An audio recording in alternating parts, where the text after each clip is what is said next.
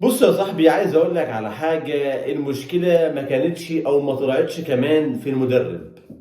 لابد من وجود غربلة في الفريق. السلام عليكم ورحمة الله وبركاته، مساء الخير. في رضا مع حضراتكم، يا رب الجميع يكون بألف خير وصحة وسلامة يا رب. انتهت من شوية مباراة الأهلي وبتروجيت، في مباراة فوز بشق الأنفس، في مباراة أو ولادة قيصرية. النادي الأهلي في دماء جديدة بمدرب جديد، أي نعم هي فترة مؤقتة، لكن قبل ما تتكلم على مدرب وقبل ما تتكلم على رحيل مارسيل كولر، لابد من غربلة في الفريق ولابد من غربلة في خط الدفاع. أنا عندي النهاردة كوارث دفاعية. أنا قاعد بتفرج على المباراة وعندي يقين وجالي إحساس إن الأهلي هيتخبط التعادل زي ما اتخبطنا التعادل في مباراة صن داونز. هو السيناريو بيعيد نفسه. يعني كرة بتروجيت في الدقيقة 95 هي دي كرة رايحة جون. يعني الكرة دي لو كانت دخلت جون 3-3 أنا تعادلت في المباراة، بوسع الفارق كمان، أنا إكلينيكيا بخسر الدوري في مباراة في منتهى السهولة من البداية. يا جماعة أقسم بالله في لعيبة لا تصلح أن تكون لاعبة كرة قدم، مش بتلعب في النادي الأهلي. في لعيبه انت لو كملت معايا الفيديو لحد الاخر التقييم فيه اصفار كتيره. لعيبه تقيل عليها تيشيرت النادي. انا ما اعرفش اللي خلاك تعمل غربله على مستوى الجهاز الفني. لابد ان انت تعمل غربله على مستوى الفريق. انا اروح العب ازاي في كاس العالم بالناس دي؟ انا النهارده بلاعب بتروجيت، انا حاسس ان انا بلاعب انتر ميلان اللي بلعب دلوقتي. انا مش عارف الفرقه بتاعتي مالها، الفرقه عندنا مالها. يعني انا جبت في اول ربع ساعه انت بتتكلم 2-0. اكلينيكيا انا بموت الماتش. ايه اللي بيخليني بقى ان انا اتراجع؟ ايه اللي بيخليني انا مثلا يكون عندي لعيبه ما عندهاش تركيز، ويكون عندي لعيبه صعبه جدا اللي انت تستوعب ان اللعيبه ديت تفضل مستمره حتى نهايه التايم الاولاني بنفس الريتم؟ صعب. لعيبه غريبه يا جماعه. لعيبه مش قادره لحد نهايه الشوط الاولاني يبقى لعيبه فيها تركيز. يعني لما يكون في الدقيقه 14 2-0 للنادي الاهلي في اول ربع ساعه انت بتنهي المباراه. النادي الاهلي اللي عمل مباراه كويسه في البدايه، النادي الاهلي اللي هو على مستوى الفنيات. النهارده النادي الاهلي انا بتفرج على المباراه في البدايه خلاص قلت ماشي، لعيبه جايه بحافز جديد بمدرب جديد، كل واحد عايز يظهر، كل واحد عايز يثبت وجوده، كل واحد عايز يقول للمدرب اللي هيجي ان ده اللعيبه اللي هي ثابته وجودها في اخر فتره. كل الناس بدات اللي هي خلاص يا نفسي انا عايز اكون موجود في الفريق، عايز اكون موجود في السكواد او الفريق الاساسي او التشكيله الاساسيه. كله عايز يظهر مع عماد النحاس، كله عايز يظهر. عايزين ننسى مباراة سان داون. انا النهارده بتفرج على مباراة انا في دماغي السيناريو بتاع سان داون. انا ذنبي ايه ان انا اجيب اول ربع ساعة 2-0 اطلع التايم الاولاني انا متعادل 2-2، انا في دقيقتين 2 بتروجيت جاب فيا جونين. انا عندي مشاكل دفاعية على مستوى الدفاع وعلى مستوى طول الموسم مش قادرة تتعالج. مش قادرة تتعالج. رامي ربيعة كتر خيرك بقى، شوف لك نادي تاني. يعني رامي ربيعه مش هيقدر يعمل اي حاجه في كاس العالم للانديه. يا جماعه الموضوع مش سهل. النهارده انا عندي خط الظهر في الضياع. انا لسه بس عايز اشوف اصابه اخي اشرف ده هتبقى عامله ازاي. يا ترى يعني الحمد يعني ربنا يستر وما تبقاش مطوله، لان يعتبر هو الوحيد دلوقتي في خط الظهر هو اللي مستواه ثابت، هو اللي رتمه عالي. لا ياسر ابراهيم ولا حتى رامي ربيعه. فانا عندي كوارث على مستوى خط الظهر انا مش قادر اعالجها. في مباراة كانت ممكن اللي انت تخلصها بمنتهى السهولة اصبحت اللي هي مباراة صعبة عليك، واصبحت اللي هي مباراة كانت ممكن تهرب منك، كان ممكن يتفرض عليك التعادل. طب ليه؟ يا جماعة في حاجة غلط في البداية، في حاجة غلط. يعني ليه انا كأول نص ساعة انا رجعت هوية النادي الاهلي؟ اول نص ساعة انا غالب 2-0، اول نص ساعه انا اللي عامل التحكم، انا اللي عامل السيطره، انا اللي فرق اسلوب اللعب، انا اللي متحكم في الريتم، انا اللي عامل كل حاجه، انا ظهرت النادي الاهلي. اول نص ساعه ديت هو ده اسلوب النادي الاهلي، المفروض كل مباراه تنزل بها. ليه انا اتراجع؟ ليه انا يدخل فيا جونين في دقيقتين في نهايه التايم الاولاني؟ انا مش عارف. انا الدفاع بتاعي بيتاكل زي البسكوته. انا الدفاع بتاعي لا عندي باك عارف يقفل، ولا عندي باك تاني عارف يعمل التغطيه العكسيه، ولا لعيبه في خط الظهر او في القلب بتشيل، او لعيبه فايقه. فالمستوى بتاعنا صعب، المستوى اللعيبه مفيش تركيز يا جماعه، في دقيقتين عدم وجود تركيز اتغفلت في جونين. وايضا في التايم الثاني انت كنت ممكن تتغفل، ما هو انت خلاص بعد 2-2 لاعيبه بتروجيت بدات تطمع في المباراه. يعني لما تلاقي بتروجيت في التايم الاولاني سجل الجون الاولاني في الدقيقه كام؟ الدقيقه 49. في الدقيقه 40 ضربه الجزاء محمد الشناوي، انا مش عارف انت بتعمل ايه. يعني محمد الشناوي ضربه الجزاء، او حتى الجون الثاني هو وخط الظهر، او حتى الكره اللي هي في الدقيقه 77 تقريبا 77 اللي حسين الشحات شالها من على الخط. وايضا كرة بتاعت ياسر ابراهيم اللي شالها من على الخط، اللي طلع يضربها بالبوكس وما ضربش بالبوكس. اتلعبت هيدرز بتاع بتروجيت لعبها بدماغه، ياسر شالها من على الخط. انت بتعمل ايه يا جماعه؟ فكفايه بقى، كفايه يا جدعان، احنا اللي فينا مكفينا. هو انتوا ما بتشبعوش؟ يعني هل مثلا انتوا دمكم بيتحرق زي الجمهور؟ هل انتوا بتتضايقوا زي الجمهور؟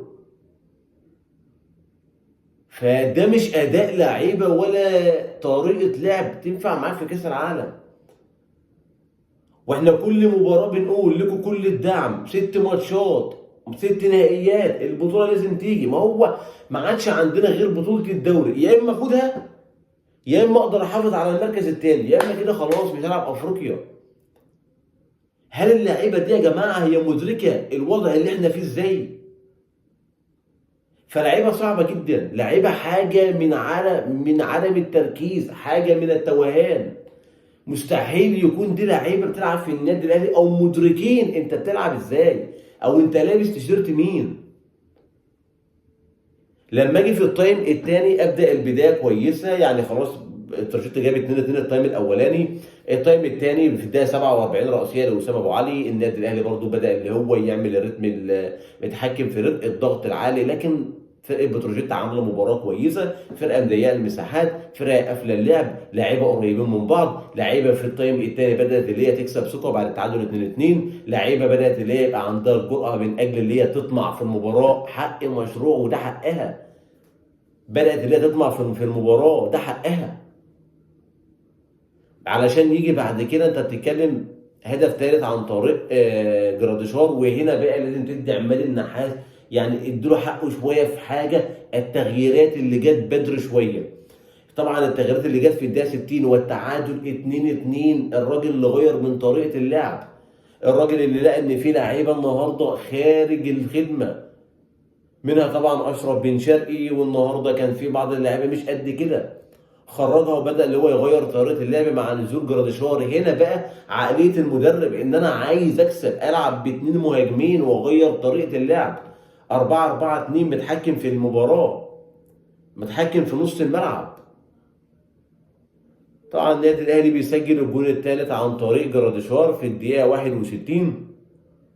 بعد كده النادي الاهلي بتتكلم على كره هي في الدقيقه 85 تسديده لمحمد مجدي قفشه، هي دي الكورتين اللي كانت تقول عليهم اجوان او كور او هجمه صريحه للنادي الاهلي. بعد كده بيبقى في عندك خطوره من بتروجيت، كانت ممكن اللي هو يخلص معاك تعادل، كان ممكن يسجل هدف التعادل، صعب المباراه عليك وبيبعدك انت عن منافسه الدوري. ففي يا جماعه بعض اللعيبه المباراه لو جيت تتكلم عليها مباراه تحرق الدم. انت قاعد بتتفرج على المباراه انت عاوز تنسى وعاوز تخرج من سيناريو صن داون. لا بالعكس، ده كان ممكن يطبق النهارده سيناريو صن داون. فاللعيبه ايه الدنيا بقى؟ عندي 5 ماتشات، هلعب ال5 ماتشات بالسكواد ده او بالطريقه ديت؟ يعني النهارده مباراه بتروجيت خرجت والحمد لله وكسبت، والمباراه بشق الانفس، لكن مش هينفع كل مباراه نفس الوضع. سواء مباراه الحرس، عندك بعد كده سيراميكا، وعندك بعد كده المصري، عندك ماتشات لسه، وعندك فاركو، في ماتشات تقيله، ماتشات مش حلوه. فربنا يستر في الفترة اللي جاية. خلينا نتكلم معاكم ونقول في تقييم اللعيبة، لأن هو أصلا الفيديو صغير. محمد الشناوي صفر. صفر. محمد الشناوي ما تعرفش ضربة الجزاء انت بتعمل ايه، الجون التاني بيعمل ايه، الكرة اللي طلعت فيها ضربت بوكس ما ضربتهاش انت بتعمل ايه، انا مش عارف. مش عارف يا جماعة اللعيبة ديت بيجي لها جرأة منين، اللي هي بتتكلم في التجديد بتاعها والعقد بتاعها وان انت ترفع سقف الرواتب، انتوا بتقولوا الجرأة منين؟ محمد هاني خط الظهر عندنا بالكامل باستثناء اشرف داري، خط الظهر عندنا بالكامل ضايع. محمد هاني لا كان فيه نافع هجوميا ولا كان نافع دفاعيا. طبعا محمد هاني تديله 2 من 10. اشرف داري النهارده عمل مباراه كويسه لحد الاصابه، فطبعا هياخد 6 من 10. ياسر ابراهيم الحمد لله على السلامه يا ياسر، والله ده انا حتى مباراه صن داونز، من بعد ماتش صن داونز انا ما كنتش عايز اشوفك، مع ان انت من عندنا من المنصوره، بس ما كنتش عايز اشوفك. ياسر ابراهيم بالكره اللي هو شالها من على خط المباراه على خط المرمى فياخد 4 من 10. رامي ربيعه صفر. صفر. رامي ربيعه ابوس ايدك اطلع بره النادي بقى، شوف لك عرض، اطلع بره. انت لو شفت عرض ومشيت من النادي الاهلي اراح واستراح. رامي ربيعه انا مش متخيل منظرك وانت بتجري ورا سواريز او ورا ميسي او بتلعب حتى على الاثنين دول. انا يعني مش مستوعب انت هتعمل ايه. هتبقى فضايح. احمد نبيل كوكا النهارده صفر. احمد نبيل كوكا ما اعرفش، انا بحبك على المستوى الشخصي والله انا بحبك، لكن ادائك صعب يعني صفر. النهارده السوليه عمل مباراه كويسه فياخد 6 من 10. مروان عطيه النهارده كان برضو نفس الكلام 6 من 10. امام عاشور النهارده عمل مباراه تحس اللي هو اللاعب ده يا جماعه، انت لو شلت امام انت هتبقى عندك صعوبه في الربط ما بين خط الظهر والخط الامامي. امام عاشور النهارده 8 من 10. وسام ابو علي الحمد لله على السلامه، عوده للتهديف. لا يعني وسام النهارده نظرا للهدف اللي هو جابه والتحركات اللي هو عملها، وسام 6 من 10. اشرف بن شرقي انا اسف ليك جدا والله 0 من 10. ما اعرفش اشرف بن شرقي ماله مع النادي الاهلي، ما اعرفش، مش هو ده اللاعب اللي احنا مستنيينه. طاهر محمد طاهر النهارده عمل مباراه كويسه الى حد ما 6 من 10. جراديشار واللاعب اللي ينزل من اول لمسه يسجل لك هدف الفوز فده لاعب مركز. جراديشار نظرا للهدف والكم دي او الشويه اللي هو لعبهم 6 من 10. احمد رضا 3 من 10. قفشه يعني النهارده لعب ونزل عمل شويه حلوين، قفشه 5 من 10. عندك تاني اعتقد هم دول اللعيبه اللي نزلوا في التبديل. الفتره اللي جايه يا جماعه هي فتره ما هي سهله على الاطلاق، محتاجين غربله على مستوى خط الظهر. خط الظهر اللي عندنا ما ينفعش اللي هو يجيب لك بطوله. خط الظهر اللي عندنا في مباراه الحرس، مباراه فاركو، مباراه المصري، اي مباراه انت هتلعبها سبب من اسباب او ده قادر اللي هو يضيع عليك مجهود فريق. فاتمنى طبعا مع قبل كاس العالم تدعيمات على مستوى خط الظهر. مبروك للنادي الاهلي، وصل رفع رصيده الى 43 نقطه، فارق 4 نقط على فريق على فريق بيراميدز. استمرار الضغط على بيراميدز، ويا رب يا رب بيراميدز يقع. النهارده كان هيقع لولا محمد فاروق ادى كوره كده لفيستون مايلي كسب بيراميدز. 5 ماتشات على المستوى الشخصي اكون او لا اكون هي وهي 5 نهائيات. السلام عليكم.